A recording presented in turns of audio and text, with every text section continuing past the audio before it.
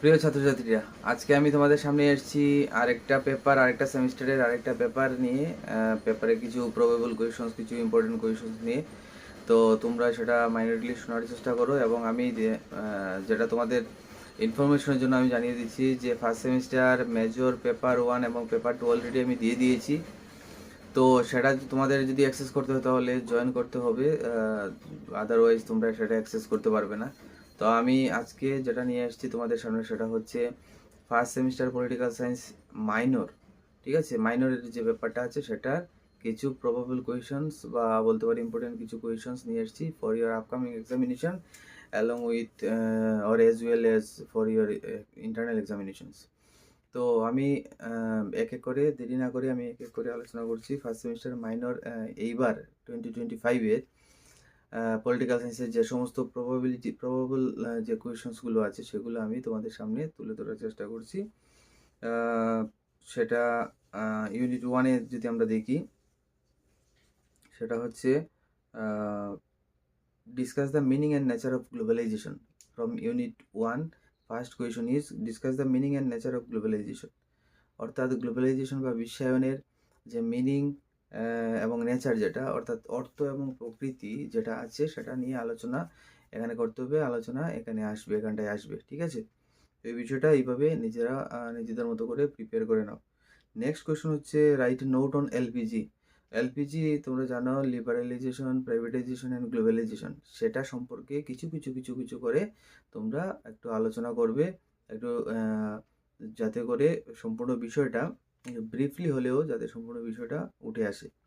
Unit 1 থেকে এই দুটো কোয়েশন আমি আপাতত দিলাম, পাশাপাশি এটাও বলে রাখছি যে ইউনিটের এই কোয়েশনের বাইরে যে টপিকগুলো আছে সেগুলো তোমরা একটু দেখে যাবে। ঠিক আছে, ইউনিট 2 থেকে আমি এই যে ইউনিট 2 এর যে ফার্স্ট কোয়েশন সেটা আমি বলছি, সেটা হচ্ছে discuss the role of IMF on world economy. অর্থাৎ বিশ্ব অর্থনীতিতে আইএমএফ বা ইন্টারন্যাশনাল মনিটারি ফান্ডের যে ভূমিকা বা কিভাবে কাজ করে, সেটার কাজের প্রক্রিয়া কি এবং সেটা কি রোল প্লে করে, কিভাবে রোল প্লে করে, সেই বিষয়টা এই আলোচনাতে আসবে, এই লেখাতে আসবে। তোরা এইভাবেই বিষয়টা কোয়েশনটা তৈরি করে নেবে, কোয়েশন আনসারটা। Next question from unit 2 same unit is discuss the composition and functions of WTO. WTO world trade organization এর কম্পোজিশন অর্থাৎ গঠন এবং ফাংশনস অর্থাৎ কাজ বা কার্যাবলী নিয়ে আলোচনা করবে, এখানে আলোচনা আসবে। এবং কিন্তু এখানে এটা বলে দেওয়া হয়েছে in the era of globalization, অর্থাৎ গ্লোবালাইজড বা বিশ্বায়নের যুগে ওয়ার্ল্ড ট্রেড অর্গানাইজেশন কীভাবে কাজ করছে সেটাও কিন্তু এই আলোচনাতে তোমাদের নিয়ে আসতে হবে। ঠিক আছে, তারপরে এখানে এই দুটো questions, I have taken 2 questions from unit 2 also. And next unit হচ্ছে ইউনিট 3। সেখানে ফার্স্ট কোয়েশন সেটা হচ্ছে write a brief note on global initiatives for environmental protection. অর্থাৎ পরিবেশ রক্ষার্থে বা পরিবেশ রক্ষা করার জন্য গ্লোবালি, অর্থাৎ সারা বিশ্বব্যাপী কী ধরনের স্টেপস বা কী ধরনের পদক্ষেপ নেওয়া হচ্ছে এই আমাদের বিশ্বকে রক্ষা করার জন্য, বা বিশ্বের যে এনভায়রনমেন্ট বা পরিবেশ যেটা দিনকে দিন যেটা গ্লোবাল ওয়ার্মিংয়ের কারণে হোক বা অন্য যে কোনো কারণে হোক যে ক্ষতিগ্রস্ত হচ্ছে, সেটাকে রুখার জন্য বা সেটাকে প্রতিহত করার জন্য কী ধরনের ব্যবস্থাপনা বা কী ধরনের ব্যবস্থাগুলো সারা বিশ্বের পক্ষ থেকে কী ধরনের ব্যবস্থা নেওয়া হচ্ছে সেই বিষয়গুলো তোমরা আলোচনাতে নিয়ে আসো। সেখানে বিভিন্ন ধরনের কনফারেন্সের কথা আসতে পারে, বিভিন্ন ধরনের লজের কথা আসতে পারে, আইন কানুনের কথা আসতে পারে, সেগুলো তোমরা এখানে আলোচনাতে নিয়ে আসবে বা লেখার সময় বা যখন তোমরা সেটা প্রিপেয়ার করবে সেটা সেইভাবে তোমরা তুলে ধরার চেষ্টা করবে। নেক্সট এই দুটোই কোয়েশন তিন তিন ইউনিট 3 থেকে আমি দিয়েছি তোমাদেরকে দিচ্ছি। পাশাপাশি বারবার বলছি এছাড়া যে টপিকগুলো আছে সেগুলো কিন্তু তোমরা দেখে যাবে। ঠিক আছে, নেক্সট ইউনিট হচ্ছে ইউনিট 4, অর্থাৎ লাস্ট ইউনিট সেখানে আমি ফার্স্ট কোয়েশন সেটা হচ্ছে discuss the impact of globalization on democracy. অর্থাৎ তোমরা ডেমোক্রেসিও জানো, গ্লোবালাইজেশন জানো, দুটোর মিনিং হচ্ছে, গ্লোবালাইজেশনের মিনিং হচ্ছে বিশ্বায়ন এবং ডেমোক্রেসির মিনিং হচ্ছে গণতন্ত্র। তো এই বলা হয়েছে যে গ্লোবালাইজেশন বা বিশ্বায়নের যে প্রভাব সেটা গণতন্ত্রের উপর বা গণতান্ত্রিক কাঠামোর উপর বা গণতান্ত্রিক যে রাষ্ট্রগুলো আছে বা রাষ্ট্র কাঠামো যে সমস্ত জায়গাতে বর্তমান সেটার উপর প্রভাবটা কী, অর্থাৎ গণতান্ত্রিক রাষ্ট্রে বা গণতন্ত্রের উপর বিশ্বায়নের প্রভাব কী সেটা নিয়ে তোমরা আলোচনা করবে, সেটা সেইভাবে তোমরা তৈরি করবে। ঠিক আছে, নেক্সট কোয়েশ্চন হচ্ছে discuss the various issues of national sovereignty in the era of globalization.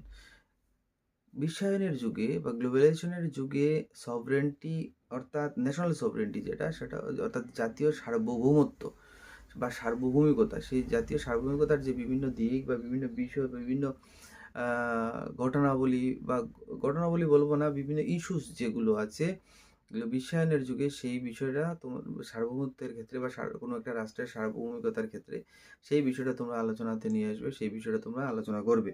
সুতরাং এটা হচ্ছে নাম্বার 2 কোয়েশনস ফ্রম ইউনিট 4। তো দেখো আমি এখানে ইউনিট 1, ইউনিট 2, ইউনিট 3, ইউনিট 4 থেকে আমি দুটো কোয়েশন তোমাদেরকে দিয়ে দিচ্ছি। কিন্তু এটা সতর্ক করে দিচ্ছি যে এছাড়া সিলেবাসের মধ্যে যে টপিকগুলো আছে সেই টপিকগুলো কিন্তু তোমরা দেখে যাবে, ঠিক আছে? আর যদি সম্ভব হয় আমি শর্ট কোয়েশনসগুলো আমি দেওয়ার চেষ্টা করব যদি আমি সময় পাই, ঠিক আছে? তো এটা গেল একটা দিক। আর আমি আবারও বলছি, major paper first semester major paper 1, paper 2 আমি অলরেডি দিয়ে দিয়েছি। কিন্তু সেটা অ্যাক্সেস করতে গেলে তোমাদের কি করতে হবে? তোমাদের যারা আছে, ফ্রেন্ড সার্কেলে যারা আছে বলে দেবে যে এটা জয়েন করতে হবে, otherwise he or she can not access those questions, ঠিক আছে? থ্যাংক ইউ সবাইকে।